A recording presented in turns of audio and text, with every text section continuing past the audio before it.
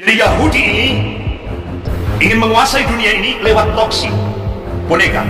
Zionisme Yahudi internasional, tangan kanannya adalah kapitalisme Amerika, tangan kirinya komunisme Cina. Jadi kapitalisme Amerika dan komunisme Cina itu adalah proksi Yahudi.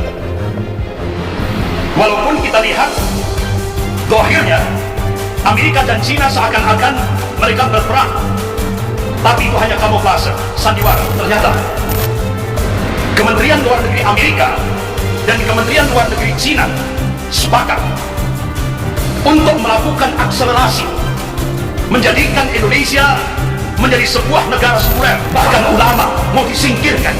Bahkan Presiden Cina memerintahkan bulan September ini agar Indonesia menggunakan hak power lebih keras lagi terhadap umat Islam. Dan itu sudah dijalankan untuk test case awal, yaitu kejadian yang menimpa Syekh Ali Jabir. Dan ini akan digerakkan hak power. Kita harus siaga, umat Islam harus siaga, jaga masjid, jaga imam-imam masjid, jaga ulama, karena mereka ditarget tanggal 1 Oktober akan resmi menjadikan Indonesia menjadi koloni Cina. Pertanyaannya, apa yang bisa kita perbuat untuk 4 tahun ke depan? Apa yang kita bisa perbuat untuk 4 tahun ke depan? Satu sisi, Rasulullah SAW sudah memberikan kabar pada fase keempat Mulkan Jabriyah ini, semut banyak dipenuhi oleh penguasa-penguasa diktator, penguasa yang menyengsarakan rakyatnya, penguasa yang memaksakan kehendak bagi rakyatnya. Oleh karena itu, Rasulullah SAW memberikan kiat kalau kita ingin selamat pada fase keempat yang dipenuhi dengan fitnah-fitnah akhir zaman ini. Yang pertama,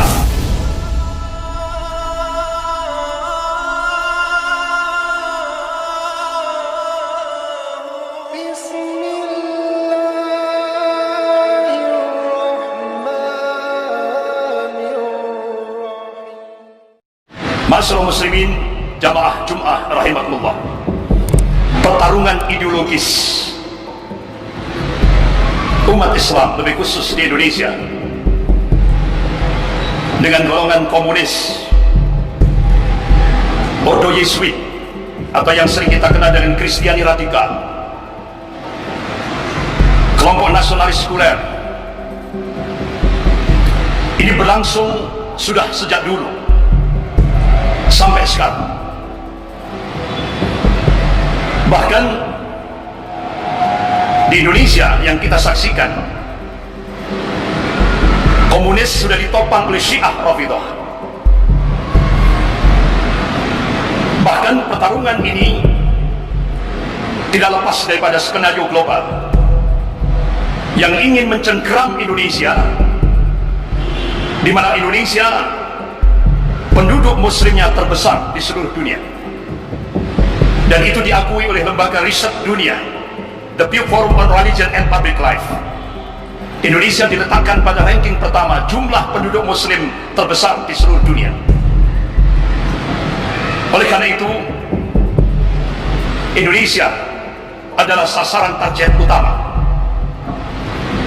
Terlebih, gerakan Zionisme internasional yang mentargetkan 2025.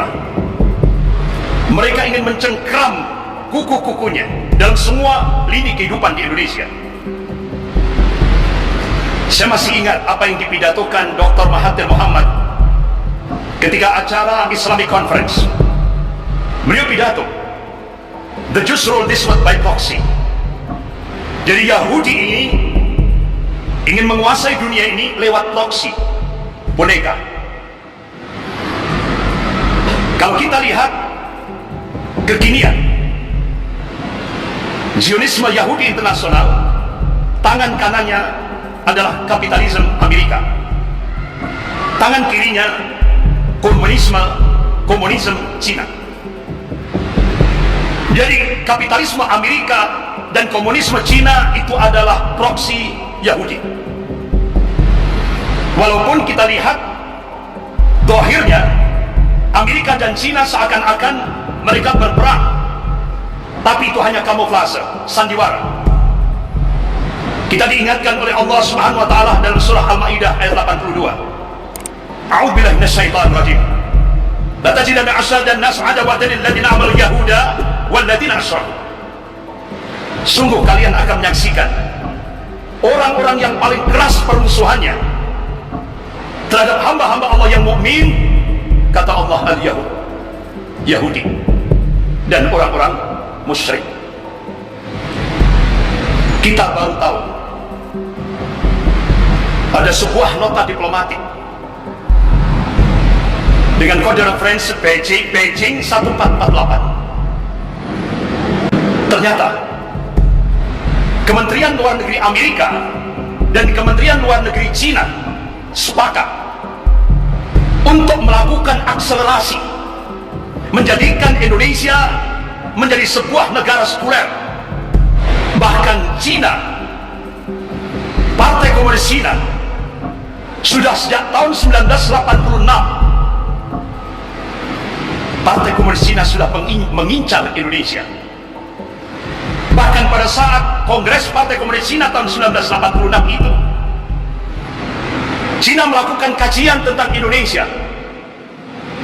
Diambil sebuah kesimpulan, ada 3 hambatan Cina untuk melakukan penetrasi ke Indonesia. Yang pertama, regulasi dan doktrin anti komunis. Hambatan yang kedua, positioning Pancasila sebagai musuh komunis. Hambatan yang ketiga, sikap anti komunis umat Islam seluruh Indonesia masih solid. Ma'asyiral muslimin jamaah Jum'ah rahimakumullah. Ternyata apa yang saya sampaikan ini implikasinya i-Polisosbud Hankam. Ada 2 buah foto. Foto yang pertama dan foto yang kedua, dua-duanya presiden dunia Islam. Yang pertama, foto sebelah kanan, Presiden Turki Tayyip Erdogan. Beliau ziarah di makamnya Muhammad Al-Fatih. Foto sebelah kiri itu Presiden Indonesia. Beliau ziarah di makamnya Mustafa Kemal Atatürk. Apa implikasi dari 2 buah foto ini? Foto yang sebelah kanan, beliau melakukan perubahan besar-besaran. Turki sebagai sebuah negara yang sekuler ekstrim, beliau rubah dengan 3 aktivitas yang sangat fundamental sekali. Yang pertama, gerakan sholat subuh berjamaah. Yang kedua, gerakan infak dan sedekah. Yang ketiga, bangunan silaturahim antara umara dan ulama, bangunan ukhuwah antara ormas-ormas Islam. 3 aktivitas fundamental ini digerakkan oleh Presiden Turki Tayyip Erdogan ke seluruh wilayah Turki. Allahu Akbar. Dalam waktu 50 tahun Turki berubah dari sekuler ekstrim tahap demi tahap menjadi sebuah negara Islami. Akhirnya puncaknya beliau launching Hagia Sophia, yang dulu pada masa Imperium Romawi itu sebuah gereja. Ketika ditaklukkan oleh Muhammad Al-Fatih rahimahullah, Hagia Sophia dibeli dengan harta pribadi beliau, kemudian diwakafkan untuk umat Islam. Yang pada masa pemerintahan Mustafa Kemal Atatürk, Hagia Sophia dijadikan museum. Ketika pada masa Presiden Tayyip Erdogan di-launching menjadi masjid, dan tepat tanggal 24 Juli 2020 Hagia Sophia digunakan untuk sholat Jumat dengan jargon dari Hagia Sophia ke Masjidil Aqsa. Ini benar-benar menggetarkan dunia barat. Tidak hanya sekedar jargon. Presiden Tayyip Erdogan pasca launching Hagia Sophia, yang waktu itu beliau mengundang khusus qari untuk membaca tilawah Al-Quran pada saat pembukaan Hagia Sophia untuk digunakan sholat Jum'ah pertama kali, yaitu pemuda dari Aceh Darussalam. Dan Aceh Darussalam, kalau kita buka dari sisi historis, itu masuk ke Khalifahan Turki Utsmani. Bahkan di sana ada mujahidah, yaitu Laksamana Kemal Hayati, mujahidah yang dididik untuk menjadi mujahidah di Turki Utsmani, sehingga beliau seorang mujahidah yang tangguh, yang berhasil membunuh komandan Angkatan Laut penjajah Belanda. Dan itu sampai sekarang sejarah itu masih bisa kita lihat di Aceh Darussalam. Tapi belum pernah mujahidah Laksamana Kemal Hayati masuk dalam buku-buku sejarah yang dibaca oleh anak-anak kita. Ini penggelapan sejarah. Masyaallah muslimin jamaah Jumat rahimakumullah. Akhirnya apa yang terjadi? Presiden Tayyip Erdogan mengundang pimpinan Harakatul Muqawamah Al-Islamiyah Ismail Haniyeh. Benar-benar ini menggetarkan dunia barat. Amerika, negara-negara barat marah. Tapi Presiden Tayyip Erdogan menunjukkan izah sebagai seorang pemimpin dunia Islam. Turki tidak Turki yang dulu. Allahu Akbar. Allah tunjukkan kekuasaannya. 8 pemuda Islam dari Indonesia, alumni dari ITB, Institut Teknologi Bandung, diundang oleh Presiden Tayyip Erdogan untuk mencari ladang gas di Laut Turki. Allahu Akbar. Selama ini Turki impor gas dengan Rusia dan beberapa negara yang lain. Allah tunjukkan kekuasaannya. 8 pemuda Islam alumni ITB, alhamdulillah biidznillah, atas izin Allah, berhasil menemukan ladang gas terbesar seluruh dunia yang debitnya pertama 320 miliar meter kubik, dan yang sebelahnya debitnya 800 miliar meter kubik. Sehingga akhirnya Turki stop impor gas dari Rusia dan beberapa kawasan yang lain. Luar biasa. Allah pun tunjukkan kekuasaannya. Allah berikan keberkahan ketika Islam dijadikan sebagai landasan dalam kehidupan berbangsa dan bernegara. Tapi begitu kita melihat foto sebelah kiri, implikasinya besar. Pulang dari ziarah dari Mustafa Kemal Atatürk, beliau secara resmi menghapus 3.741 perda syariah di seluruh Indonesia, karena dianggap itu menghambat investasi ekonomi di Indonesia. Dampak daripada ketika berubah kiblat ke Cina, apa yang terjadi? Cina untuk menghancurkan, melemahkan umat Islam di Indonesia, Cina melakukan strategi divide et impera, adu domba dengan biaya 20 triliun. Jadi ormas-ormas Islam di Indonesia diadu domba, kelompok-kelompok umat Islam di Indonesia diadu domba dengan masalah-masalah yang tidak prinsip. Bahkan media mainstream di Indonesia yang sudah dikuasai oleh Taipan digunakan senjata untuk menggerakkan Islamofobia dengan stigma Islam radikal. Jadi stigma radikal itu adalah hanya hantu yang diciptakan untuk menjadikan umat Islam sebagai musuh number one. Dan puncaknya kita bisa melihat akhirnya ada sebuah stigma yang disampaikan oleh Ketua Dewan Pembina Ideologi Pancasila, Beliau sampaikan, agama adalah musuh terbesar Pancasila. Logikanya, sekarang di Indonesia, agama adalah musuh negara.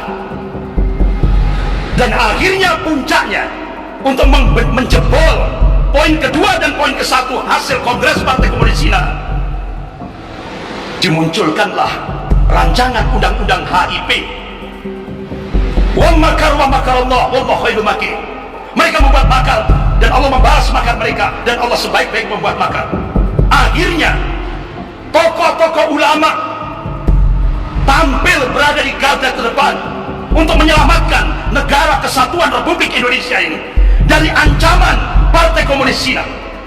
Akhirnya Majelis Ulama Indonesia Pusat dengan ditopang didukung oleh Majelis Ulama seluruh Indonesia mengeluarkan maklumat kepada umat Islam seluruh Indonesia dari Sabang sampai Merauke agar menolak RUU HIP. Kenapa? Dasar negara Indonesia akan diganti dengan ideologi komunis. Ketuhanan yang Maha Esa, yaitu bermakna tauhid, akan diganti dengan ketuhanan yang berkebudayaan.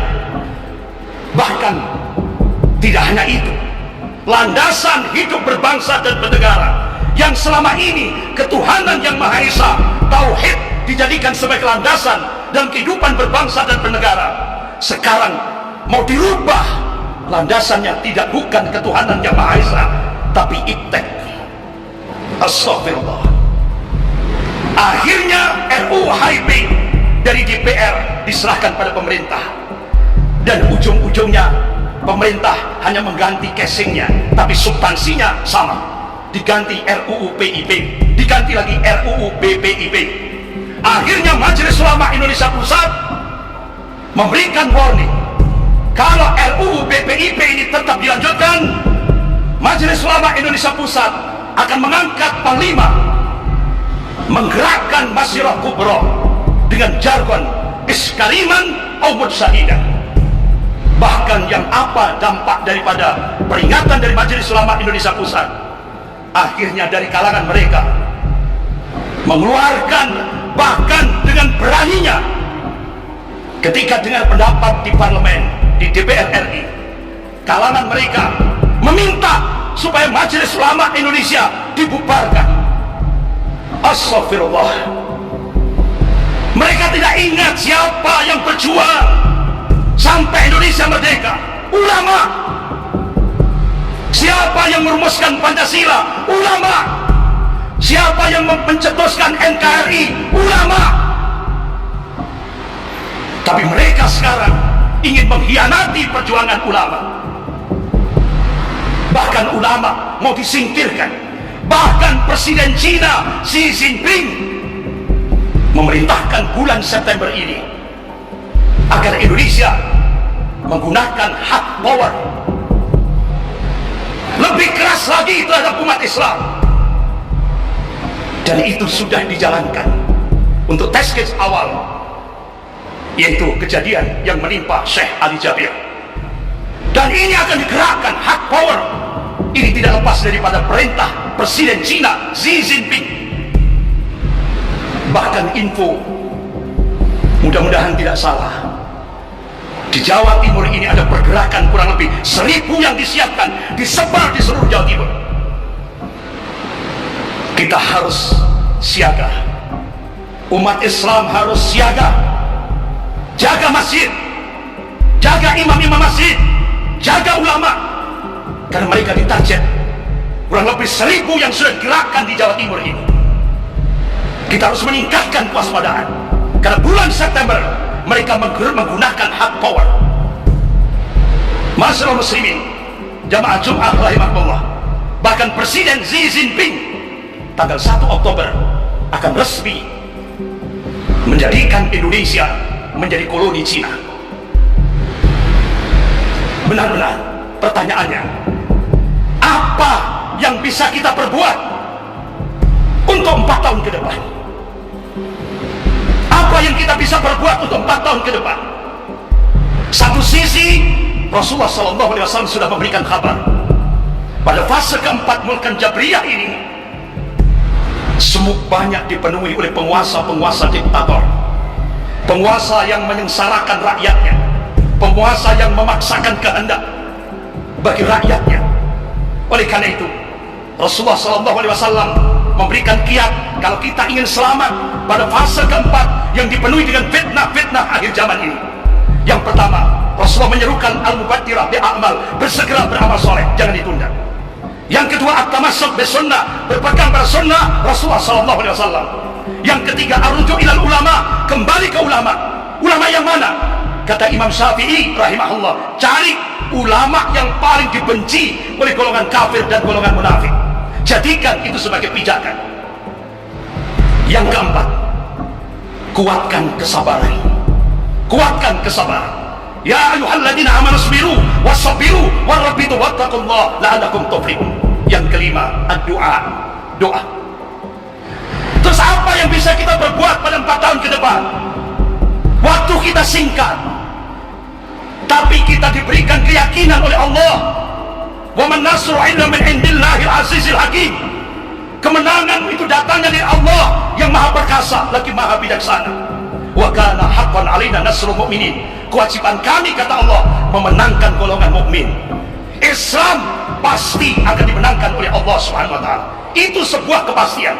Golongan mukmin pasti dimenangkan oleh Allah Subhanahu wa taala. Oleh karena itu, apa yang bisa kita berbuat? Yang pertama, 4 tahun ke depan jangan ditunda, gerakan terus. Dakwah tauhid harus terus kita gerakan, karena itu pondasi kalau kita ingin mendapatkan al-falah, kemenangan dari sisi Allah Subhanahu wa taala. Yang kedua, tarbiyatul islamiyah. Ayo munculkan dari pesantren-pesantren kita, madrasah-madrasah kita, lembaga-lembaga pendidikan Islam kita, generasi Rabbani, generasi yang semua pola pikirnya, semua aktivitasnya rujuk ilal Quran wa sunnah. Jadikan pesantren-pesantren kita, madrasah-madrasah kita, lembaga-lembaga pendidikan Islam kita menjadi sarana strategis untuk membangkitkan sohbatul Islamiyah, kebangkitan Islam. Kemudian yang ketiga, as-siyasah as-syar'iyyah. Ayo ajak umat Islam ini jangan sampai buta politik. Kalau umat Islam buta politik, apa yang terjadi di Andalusia akan terjadi di Indonesia. Ayo jadikan umat Islam di Indonesia ini supaya melek politik, terutama as-siyasah as-syar'iyyah, politik syar'i, politik Islam. Kemudian yang keempat, iktisadiyah Islamiyah. Ayo bangun kekuatan ekonomi umat. Dari mana? Masjid, masjid, masjid. Dengan kekuatan jamaah, bangun ekonomi umat lewat masjid dengan kekuatan jamaah. Kemudian yang kelima, bangun askar Islami, bangun laskar-laskar Islami. Karena ke depan tantangan kita lebih besar dan lebih kompleks. Insya Allah 5 program ini Allah Subhanahu wa taala sudah berjanji, wa kana haqqan alaina nasrul mu'minin. Mudah-mudahan Allah Subhanahu wa taala memberikan keistiqomahan kepada kita semuanya. Mudah-mudahan Allah Subhanahu wa taala menjadikan kita semuanya menjadi ansarullah, ansarullah, penolong-penolong agama Allah sampai kita menghadap Allah. Mudah-mudahan kita diberikan akhir yang husnul khatimah. Barakallahu li wa lakum fil Qur'anil azim wa nafa'ani wa iyyakum bima fihi minal ayati wa dzikril hakim. Aqulu qouli hadza wastaghfirullah innahu wal ghafurur rahim.